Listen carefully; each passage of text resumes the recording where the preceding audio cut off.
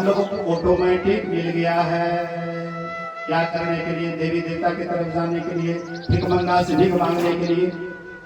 जो भिखमंगा है हर दिन मांग करके लाता, माता राम 2 पैसा दे दो, बाबा राम 2 पैसा दे दो। और शाम के समय में आएगा भिखारी, उनसे जाइए हमको भी भीख दे दो। क्या कहेंगे? अरे मूर्ख कहीं का, देखते नहीं हो हम भीख मांग करके लाए हैं, अब तुम हमसे भीख मांगते हो। भिखमंगा से कहीं भीख नहीं मिलता है, इसलिए मांगना ही है तो कोई धनी आदमी के पास जाओ, जो पैसे वाले हैं उसके पास जाओ, तो वे तुम्हें भीख देंगे। भिखमंगा से भीख मिलेगा? हम लोग भिखमंगे से भीख मांगते हैं। जो देवी देवता भगवान से प्रार्थना करते हैं, मनुष्य शरीर में तरसते हैं, उसी के पास जाते हैं कि हमको ये दे दो, हमको बेटा दे दो, हमको बेटी दे दो, हमको धन दे दो, संपत्ति दे दो। अरे बाबा मांगना ही है तो उनसे मांगो जिनसे देवी देवता भी मांगते हैं, जिनसे सब मांगते हैं, देवी देवता भी मांगते हैं, उनसे मांगो। और देवी देवता भिखमंगा से क्या भीख मांगते हो? वे तो स्वयं तरस रहे हैं मनुष्य शरीर के लिए, और तुम उनके पास जाते हो भीख मांगने के लिए। एक बार अकबर बादशाह दरवाजे पर बैठे हुए थे। संयोग से एक फकीर आता है। फकीर को मालूम हुआ कि अकबर बादशाह बड़े दानी हैं, इसलिए उनके पास जाना चाहिए, कुछ याचना करनी चाहिए, कुछ दान पुण्य लेना चाहिए। तो फकीर साहब गए अकबर बादशाह के पास। अकबर बादशाह नमाजी भी थे, दानी तो थे ही लेकिन नमाजी भी थे। उनके नमाज का समय हो जाता है तो अकबर बादशाह कहते हैं फकीर साहब थोड़ी देर आप इंतजार करें, मैं थोड़ी सी नमाज अदा करके और आपके मांग के अनुसार मैं आपको दान करूंगा, इसलिए आप थोड़ी देर इंतजार करें।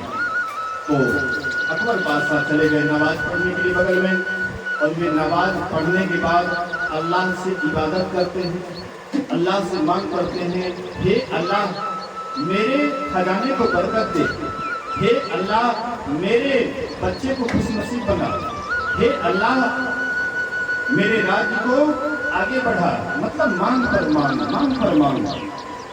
सोचते हैं, मैंने सोचा कि अकबर बादशाह है, उनके पास कोई चीज की कमी नहीं है।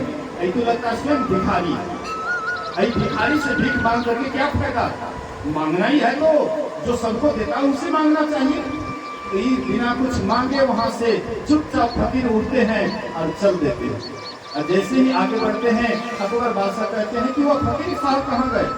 बोले कि वे तो जा रहे हैं। बोले बुलाओ उसको बुलाते हैं और कहते हैं फकीर साहब मुझसे क्या खता हो गई, मुझसे क्या गलती हो गई, आप मेरे यहाँ बिना कुछ लिए चल दिए। फकीर साहब कहते हैं खता तुमसे नहीं हुई, गलती तुमसे नहीं हुई, गलती मुझसे हुई। मैंने सोचा कि तुम बड़े बादशाह हो, तुम्हारे पास कोई चीज की कमी नहीं है, इसीलिए मैं तुम्हारे पास कुछ मांगने के लिए आया।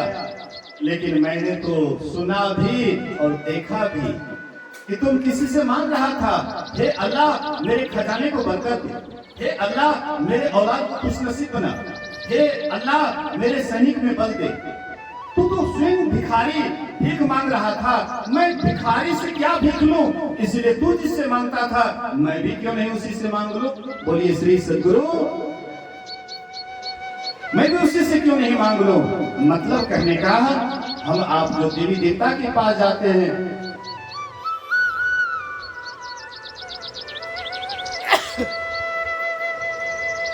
बोलिए श्री सद्गुरु महाराज की।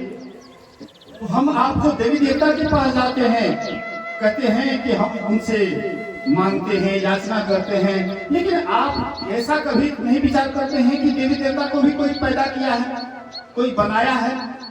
जो देवी देवता को भी देने वाले हैं, जो त्रिदेव को बनाया है, ब्रह्मा विष्णु महेश को बनाया है, जो 35 करोड़ देवी देवता को बनाया है, सब में बल दिया है, जो मांगते हैं वही वह दे रहा है।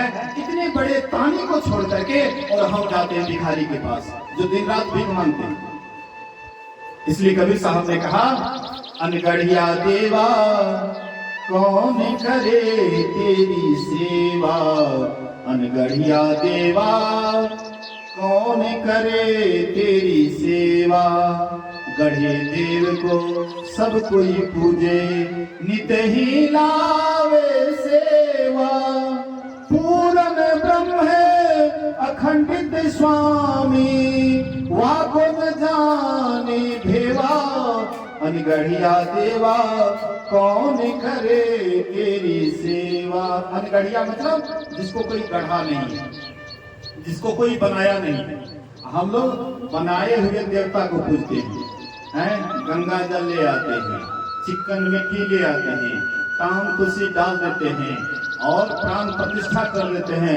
कहते ये फलना माई की हो गई, ये हनुमान बाबा हो गए, फलना बाबा हो गए, ये चिल्ला बाबा हो गए। मतलब हम ही पैदा किए, हम ही उसको पूजने लगे। पैदा नहीं किए, सारा सामान नहीं लाते तो देवता का निर्माण होता। सब सामान आप ही लाए।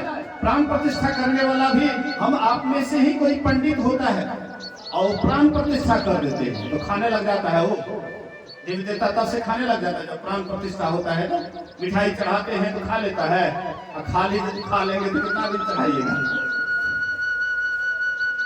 ये परमात्मा का बनाया हुआ सबसे विशेष मनुष्य का शरीर है। ये खाता भी है, देखता भी है, चलता भी है, फिरता भी है, सब कुछ करता है। जो सब कुछ करने वाला है उस पर हमको विश्वास नहीं, और जो नहीं बोलता है उसी के पास जाते हैं। माँ बाप भूखे हैं देखो बात में कहते हैं अच्छा कंटा हे रसगुल्ला खाता, और घर से बाहर से आते हैं तो सीधा गोसाई मैया का जैसे चढ़ गोसाई मैया खाए तो पिए छे नहीं। अब माँ बाप के अपनों कहने कहते कि हले तो है सबका बैठ दे, सोचते वकरा देवे या कहीं से हरे तो लिया। तब माँ बाप को देने में डर लगता है। जो खाने वाला है उसको आप देना नहीं चाहते हैं, और जो नहीं खाता उसी को देते हैं।